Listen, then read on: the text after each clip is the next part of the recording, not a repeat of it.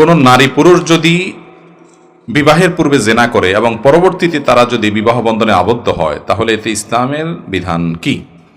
ভাইরা আমার, কোরআনে হাকিমে আল্লাহ রাব্বুল আলামিন বলেছেন, আয-যানি লা ইয়ানকিহু ইল্লা যানিয়াতান আও মুশরিকা ওয়াজ-যানিয়াতু লা ইয়ানকিহুহা ইল্লা যানিন আও মুশরিকুন। অর্থাৎ ব্যভিচারী পুরুষ সে ব্যভিচারী নারী অথবা মুশরিক নারীকে বিয়ে করবে, আর ব্যভিচারী নারীকে ব্যভিচারী পুরুষ বা মুশরিক পুরুষ বিয়ে করবে। এই আয়াতের ব্যাখ্যা কি এ সম্পর্কে বেশিরভাগ মুফাসসিরদের মত হলো, এবং হাদিসের আলোকে যেটি বোঝা যায় তা হলো, যেখানে আল্লাহ তাআলা বিধান বলেন নাই, সংবাদ বলেছেন। অর্থাৎ সাধারণত যে জেনা করে, ব্যভিচার করে, বিবাহ বহির্ভূত রিলেশন করে, হারাম সম্পর্ক করে, যেটা আজকাল যুবকদের কাছে ডাল ভাতের মতো হয়ে গেছে, আল্লাহর ভয় পর্যন্ত নাই, এটা যে করে, সে যার সাথে এটা করে সে যদি এটাতে সম্মত থাকে তো সে নিজে একজন ব্যভিচারী হয়, কোনো ভালো মানুষ হতে পারে না। অথবা সে শিরকে লিপ্ত, দুইটার একটা। ইমানদার হলে সে ফাসিক, আর মুসলমান না হলে সে মুশরিক বা আল্লাহর প্রতি ঈমান নাই তার, এরকম লোকের সাথে সে জেনা করে থাকে। এখানে আল্লাহ তাআলা সংবাদ দিয়েছেন, কেউ জেনাকারী হলে সে জেনাকারী মেয়েকেই বিয়ে করতে হবে, আর কোনো নারীকে বিয়ে করতে পারবে না।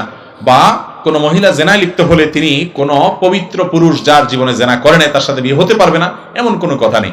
অতএব যারা জেনা করেছেন, আল্লাহ তাআলার অবাধ্য হয়ে হারামে লিপ্ত হয়েছেন, তারা যদি বিবাহ বন্ধনে আবদ্ধ হয়ে যান এবং হারাম থেকে সরে আসেন, আলহামদুলিল্লাহ, ভালো কথা যে তারা হারাম থেকে হালালে পথে আসছেন।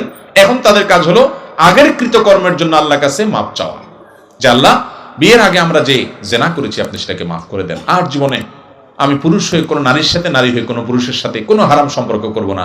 ফেসবুকে, মেসেঞ্জারে কোনোভাবে কোনো প্রকার আমি হারাম রিলেশন এবং যোগাযোগ রাখবো না। আল্লাহর কাছে মাপ চাইবে আগের কর্মের জন্য।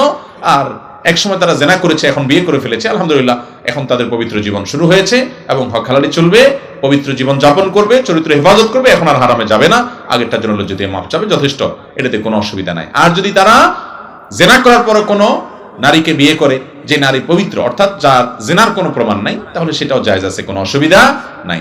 আমাদের অনেক ভাইরা আছেন, অনেক বোনরা আছেন, এখানে ভুল বুঝেন। তারা মনে করেন যে আমি যেহেতু নিজে জেনায় লিপ্ত হয়েছি, অনেক যুবক এরকম বলে, অনেক যুবতী এরকম বলে যে সে নিজে যেহেতু খারাপ, এই জন্য সে মনে করে আমার সাথে যেটা আসছে আমার জীবনে এটাও বোধহয় এই দলেরই হবে।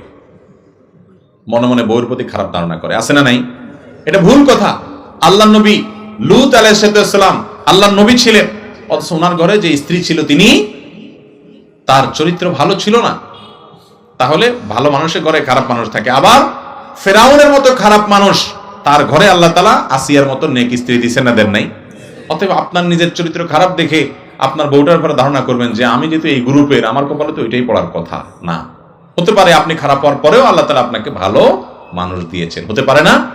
অতএব নিজের জীবন সঙ্গীর ব্যাপারে বাজে ধারণা করা যাবে না। তবে জেনাকারী নারী পুরুষ তারা যদি পদ্ধতিতে বিয়েতে আবদ্ধ হয়ে যায়, খুবই ভালো কথা, খুবই ভালো কথা যে তারা হালালে পথে চলে আসছে এবং আগের জন্য তওবা ইস্তেগফার করবে।